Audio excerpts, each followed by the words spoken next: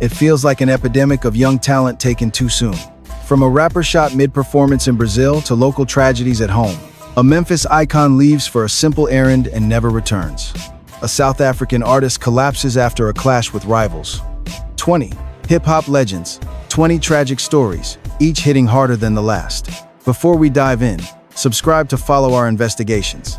To understand where this cycle of violence first began scarring the culture, we have to look back at DJ Scott, La Rock. Born Scott Monroe Sterling, he formed Boogie Down Productions alongside KRS-One, and, together, they laid the very bricks for conscious and boom-bap rap right out of the Bronx. Their 1987 debut album, Criminal Minded, was a landmark, blending reggae, heavy production, and gritty street lyricism into a brand new sound. Our editorial team remembers the shockwave when Scott La Rock was taken. The streets were in pure chaos. On August 27, 1987, Scott La Rock was murdered in the Bronx at just 25.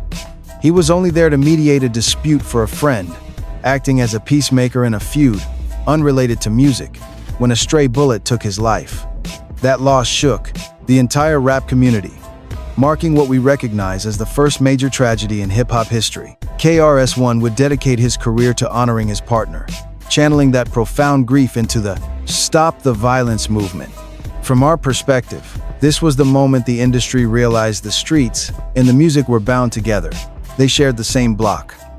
Next, Tupac Shakur. No commentator can discuss hip-hop violence without examining the most influential figure the culture ever lost. Tupac Amaru Shakur was far more than an artist. He was a poet, activist, and voice for an entire generation left in the shadows. From his early days with Digital Underground to becoming the most dominant solo force the West Coast had ever witnessed, he moved at a pace the industry couldn't match. Surviving alone with no money or shelter, that early struggle created a hunger that shaped everything he became. On September 7, 1996, following a Mike Tyson fight at the MGM Grand in Las Vegas, he was riding in a black BMW, driven by Suge Knight, when a Cadillac pulled up and opened fire. He was shot 4 times, fighting for his life for 6 days in the hospital, before passing on September 13th at just 25 years old. That case remains officially unsolved, though recent investigations have brought renewed attention in recent years. He had survived the streets and a 1994 shooting, but this second time, the streets refused to let him escape. His passing left a massive void in the culture that remains empty. The notorious B.I.G. Just 6 months later, the East Coast lost its own king, Christopher Wallace, known as Biggie Smalls or Frank White. He was the greatest storyteller Brooklyn had ever seen. His masterpiece, Ready to Die, and the posthumous Life After Death remain two of the most important albums in rap history. His signature flow was smooth and effortless on the surface, yet razor-sharp in absolute precision. On March 9, 1997, Wallace attended an awards after-party in Los Angeles at the Peterson Automotive Museum. Afterward, his SUV was stopped at a light when a dark Chevrolet Impala pulled up. An armed driver rolled down the window and opened fire. Biggie was struck 4 times, passing away shortly after at the hospital. He was only 24. That devastating timing, right after Tupac's murder amid the fierce coastal rivalry, turned this case into the most debated, unsolved mystery in music history. Whether it was simple revenge or complex industry politics, our culture lost its 2 finest MCs in under a year, leaving an unhealed wound. Let's look at Big L. While those giants dominated news headlines, Harlem had a rising prodigy with a pen sharper than almost anyone. Lamont Coleman, known as Big L, was a master lyricist, using complex, multisyllabic flows that were light years ahead of the era. He anchored the legendary Diggin' in the Crates crew and immortalized 139th Street as an iconic hip-hop landmark. Then, on February 15, 1999, he stood on the corner of 139th and Lenox Avenue when an unidentified vehicle pulled up and gunmen inside opened fire, hitting him 9 times. He was soon pronounced dead at the local Harlem hospital at 24. Investigators suspect the violence stemmed from a personal street dispute involving his own family. If you value this deep dive journalism, hit like. It was simply the streets catching up to him, those same streets. What hurts most is that Big L was right on the cusp of true national stardom. Industry icons like Jay-Z already recognized his genius.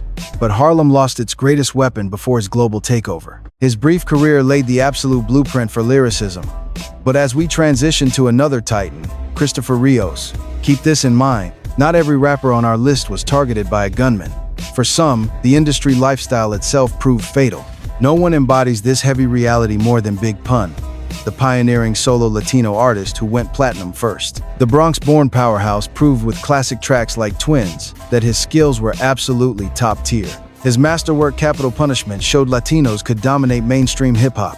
Yet, he battled severe weight issues throughout his career. At his peak, he reached nearly 700 pounds, which severely compromised his breathing, stamina, and basic mobility. It deeply impacted his stage performance. Then, on February 7, 2000, he suffered a massive heart attack. He was only 28. His body simply gave out under the strain. And as editors, we note the true tragedy here is that his circle saw this storm coming, yet could do nothing to prevent his sudden passing. It became a harsh warning about wellness in hip-hop, where stress and poor health claim lives like any bullet. While his pen game remains legendary, his story reminds us that the music business can destroy you from within. We turn to Jam Master Jay. Run DMC redefined music. They connected rap to suburban America. The architect of that sound, holding down the heavy scratching and beats, was Jason Mizell, better known as Jam Master Jay. Before moving forward, please hit like and subscribe right now. Without him, we have no crossover hits or massive sneaker deals. Then came October 30th, 2002. Jay was at his Queens studio on Merrick Boulevard when two armed men slipped inside the quiet building. They fired at close range, ending his life at 37. For over 20 years, this remained a cold case. It was a massive mystery until 2020, when federal prosecutors finally indicted two prime suspects. The resulting trial dragged on for years, but for fans who saw his group shatter barriers, the pain remained. His assassination proved that even the culture's absolute icons were vulnerable. He did not court danger. He avoided beefs and stayed off the streets, yet violence found him in his sanctuary. That is, the brutal reality of hip-hop. Now, let's take our coverage abroad to examine another shocking case. The most brazen on-stage assassination caught on camera actually occurred far outside the United States. It took place in Campinas, Brazil. The target was Daniel Pellegrin, known professionally as MC Dalest.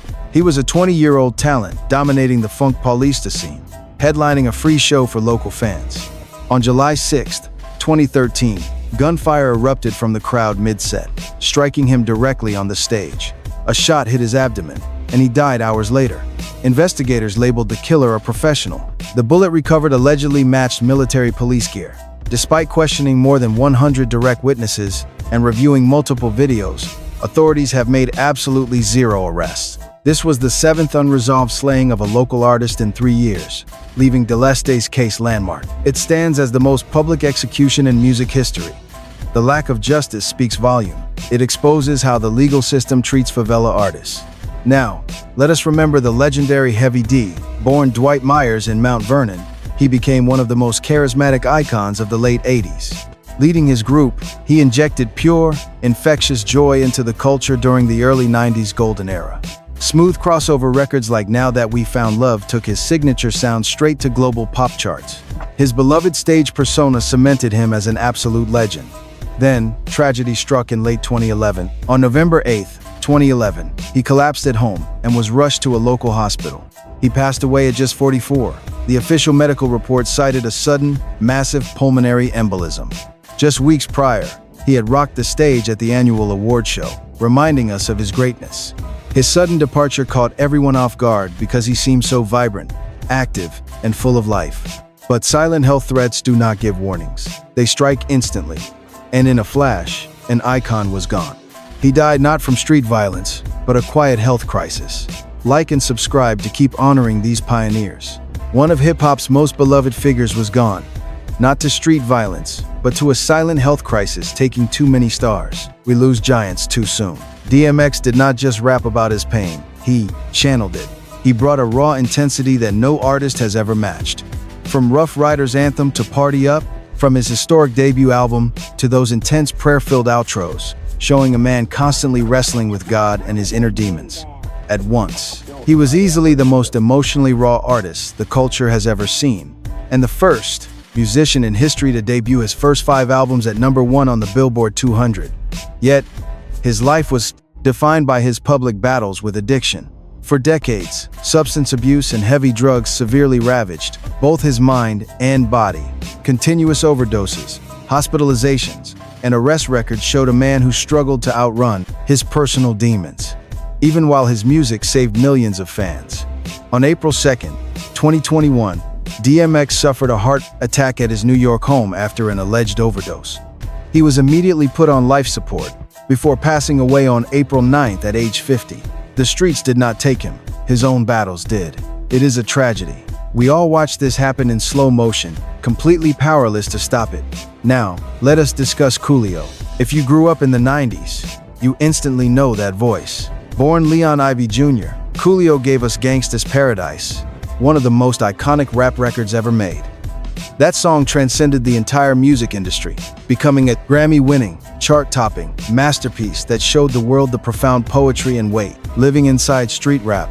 Beyond that massive hit, Coolio built a diverse career spanning decades, albums, and acting, shows and tours, always staying relevant by being himself. On September 28, 2022, he was visiting a friend's house in Los Angeles when he went to the bathroom and never returned. His friend found him on the floor, unresponsive. He was pronounced dead at 59. The official cause was reported as atherosclerotic cardiovascular disease, a condition of hardened arteries and restricted blood flow that takes a tragic number of rap artists once they hit middle age. There was absolutely no foul play, just a heart that had silently been failing for years while he kept performing, touring, and showing up for the culture. His sudden passing reminds us that hip-hop's first generation is aging, and the health infrastructure to support them simply does not exist. Hit like and subscribe to support our coverage. But the violence was not finished. Nipsey Hussle, Ermias Joseph Askedum, was far more than a rapper. He was a community architect who spent over a decade grinding independently, building his Marathon clothing brand, and investing back into his Crenshaw neighborhood, opening STEM centers for kids, and proving a Slauson local could become a massive businessman without selling out. His Grammy-nominated album, Victory Lap, in 2018, capped years of hard work. Everything was coming together. On March 31st, Nipsey stood outside his Marathon clothing store on Slauson Avenue in South Los Angeles, when an acquaintance named Eric Holder walked up and shot him several times at point-blank range. Nipsey was only 33. The motive reportedly stemmed from a brief conversation earlier that day where Nipsey confronted Holder about rumors of cooperation with police. Holder returned armed, sending massive shockwaves through the streets of Los Angeles to the halls of government. Leaders, athletes, and artists all mourned a man who did everything right and still lost his life. His legacy of ownership, neighborhood investment, and self-determination remains. But his death proved a painful truth. You can leave the streets, but they do not always leave you. Now, XXXTentacion. Jazza Dwayne Ricardo Onfroy heavily divided listeners. His music was raw, genre-bending, and emotionally devastating, yet his personal life was marred by serious allegations. Still, XXXTentacion's historic impact on an entire generation of listeners was undeniable. At only 20 years old, he had multiple platinum records and a fan base that treated his work like scripture. Hits like Sad and Jocelyn Flores resonated deeply with young fans battling depression and deep isolation. If you find this valuable, please subscribe. A close friend later revealed that XXX was walking around with $50,000 in a duffel bag, completely unafraid, right before he was killed.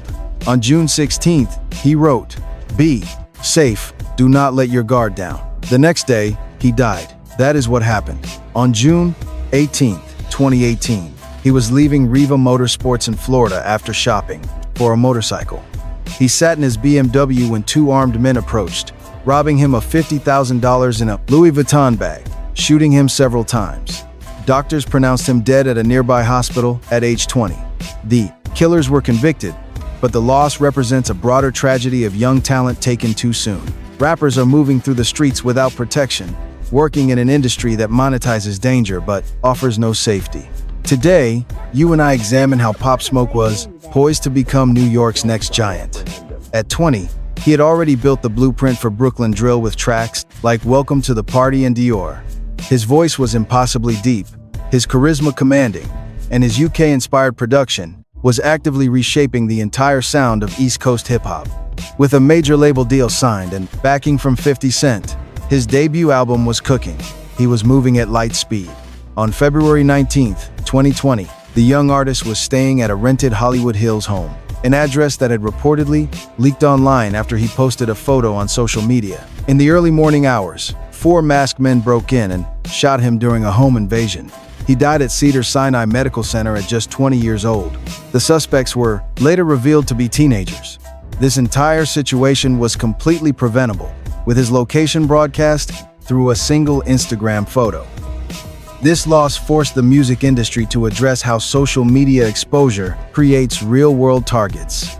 If you appreciate these deep investigations, please hit the subscribe button now. Next is King Von. Born Davon Bennett, the young talent was Chicago's most captivating storyteller since Chief Keef blew the drill doors open. Von did not just rap about street life. He narrated it like an action movie, complete with distinct characters, plot twists, and real consequences. Anthems like Crazy Story made listeners feel like they were riding shotgun through his reality. Coming out of Lil Durk's crew, Von had the backing, the raw talent, and a massive following to dominate the genre. But on November 6, 2020, Von was standing outside the Monaco Hookah Lounge in Atlanta when a massive fight broke out between his entourage and associates of rival artist Quando Rondo. The confrontation rapidly escalated into gunfire. Von was shot, killed in the shootout at just 26 years old. An off-duty officer working venue security also fired shots during the chaos. Quando Rondo's associate, Lul Tim, was subsequently charged with the shooting. Von's death became another chapter in the cycle of drill culture. Real conflicts documented in music and escalated online get resolved with bullets in parking lots. Make sure to like this video. Next, Young Dolph, who was true Memphis rap royalty. Fiercely independent, he turned down massive label offers and instead built Paper Route Empire into a major powerhouse on his own terms. His songs celebrated self-made hustle, and his presence in Memphis was deeply rooted in community activism. From buying Thanksgiving turkeys to supporting local neighborhood businesses, here is what we know about his final moments. On that day, Dolph went to purchase baked goods from Makeda's Butter Cookies, a beloved local shop in Memphis.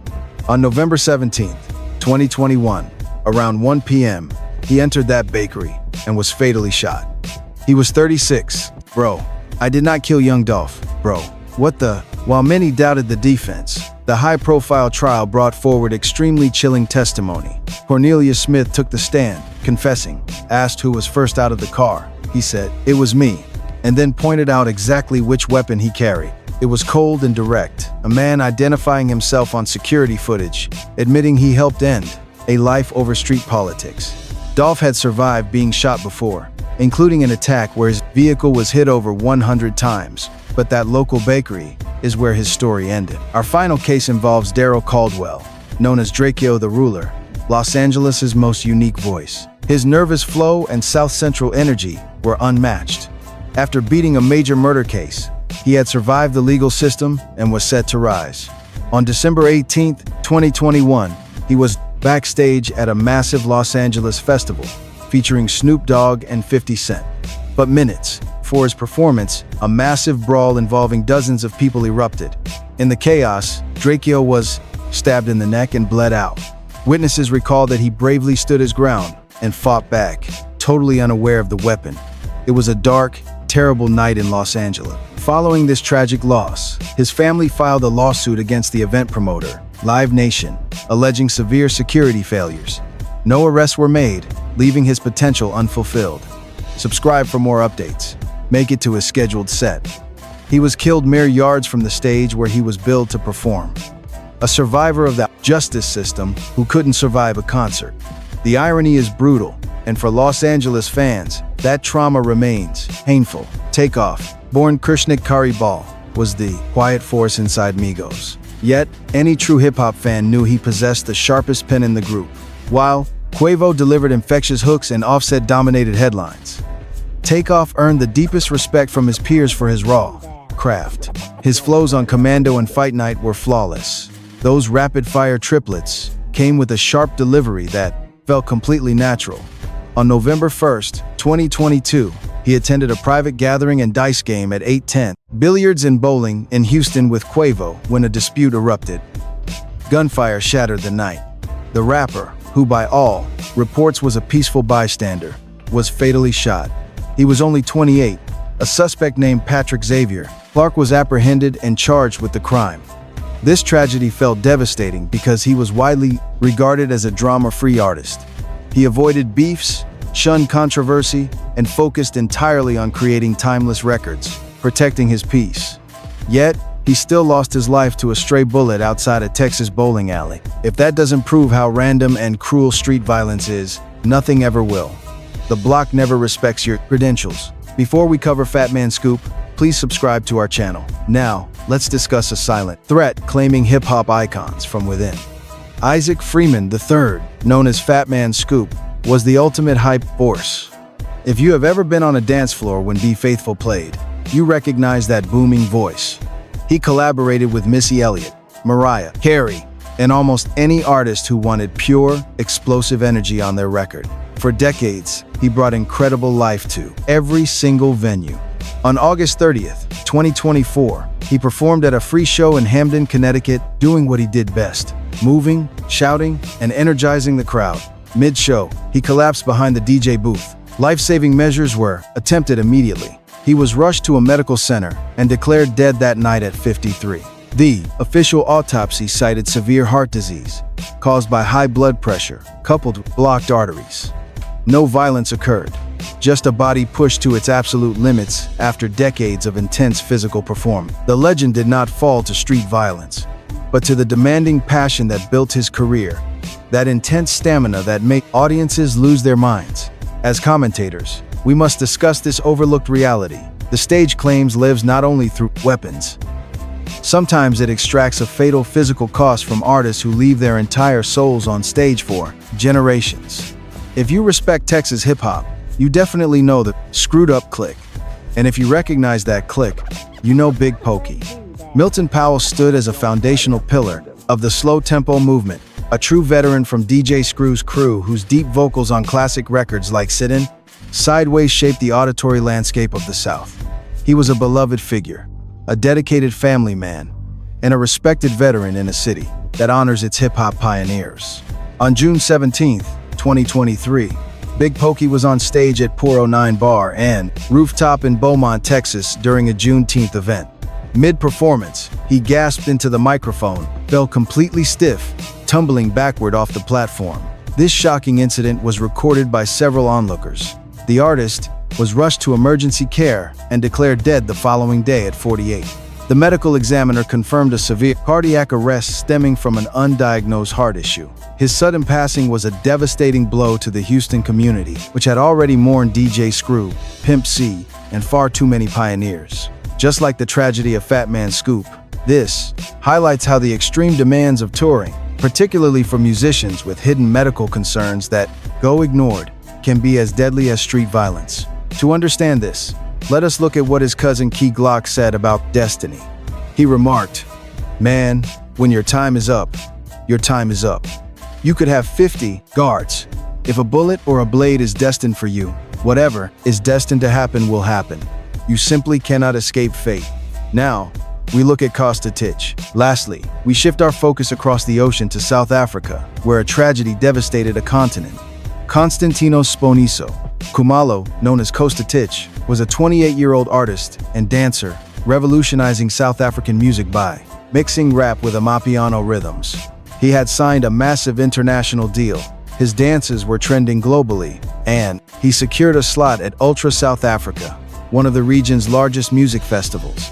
On March 11, 2023, he was performing at a major venue in Johannesburg when he suddenly collapsed mid-set. Truly shocking. Please like and subscribe. The moment that haunts us most is when he stood back up, fighting to perform, before collapsing a second time. First responders rushed the stage immediately, but they could not save him. Autopsy reports revealed a devastating mix of heart strain, severe chronic stress, and physical exhaustion that triggered a fatal cardiac event. Medical files also indicated history of epilepsy, suggesting that those strobe lights contributed. You and I must remember Juice WRLD's prophetic words. He said, quote, "I feel like everybody dying young, not foreshadowing." Kostich's tragic passing proved his point. Fame simply cannot shield any artist from physical limits. That final determination to stand up and keep rapping ultimately cost him his life. The footage of him rising and falling one last time remains an incredibly haunting image for our community. It proves this industry takes everything. We honor 20 names and 20 lives today. May they all rest in peace. Please like this video to support our reporting and click the on-screen links for more deep dives. Until next time, we are signing off.